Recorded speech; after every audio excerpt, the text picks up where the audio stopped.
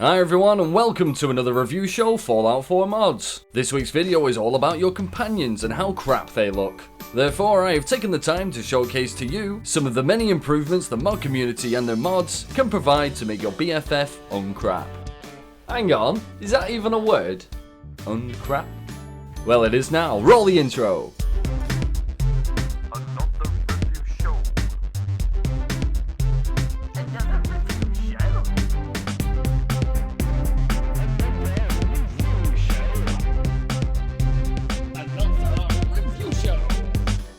So, in Fallout 4, your companions are comprised in a way that is not racially biased. Humans, super mutants, robots, ghouls, and dogs all get their chance of becoming your best friend throughout your journey through the wasteland. Great! But what happens if you spend way too much time with said companion and are shallow as fuck?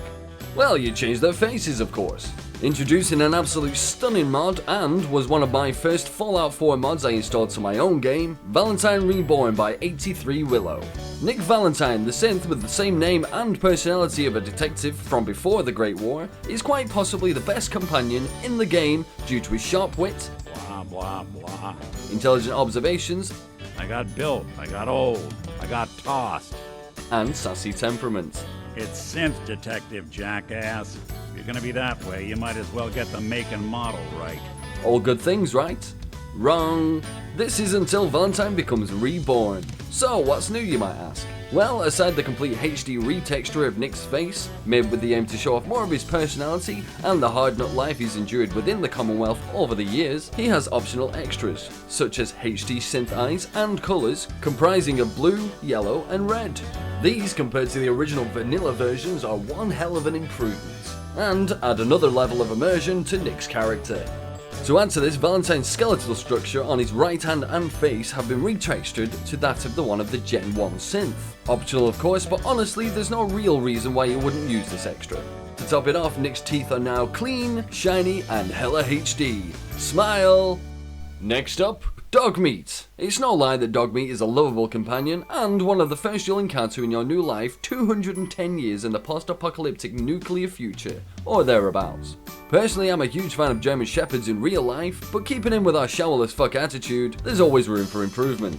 Seveniger brings you Shadow, the dark Husky companion. A beautiful retexture in HD that replaces Dogmeat for pure aesthetic purposes, so still retain Dogmeat's core functions such as tricks, find items, and obviously the obligatory trade option. Seveniger has also just completed a standalone Shadow, however apparently is thick as shit, therefore cannot take commands or find stuff. But on the plus side, you can still dress her up in random things that you find on your travels. If you do install the standalone version of this mod, you can find Shadow in the cave behind Red Rocket between Sanctuary and Concord. Our next companion in the line of fire is the reporter of public occurrences in Diamond City, Piper. There's an absolute butt ton of Piper makeovers and retextures on the Nexus, way too many to cover today, some better than others, but since we're in the mindset of shallowness, let's cover the ones that personally looks better than the rest. Loving Piper by Kuzbane has redone Piper's face to an epic standard. No longer do you have to make do with the bland features provided, and only considered office sexy, because now she is hot with a capital H. This is the original version of Kuzbane uploaded with the added mod of Ponytail hairstyles by Azar.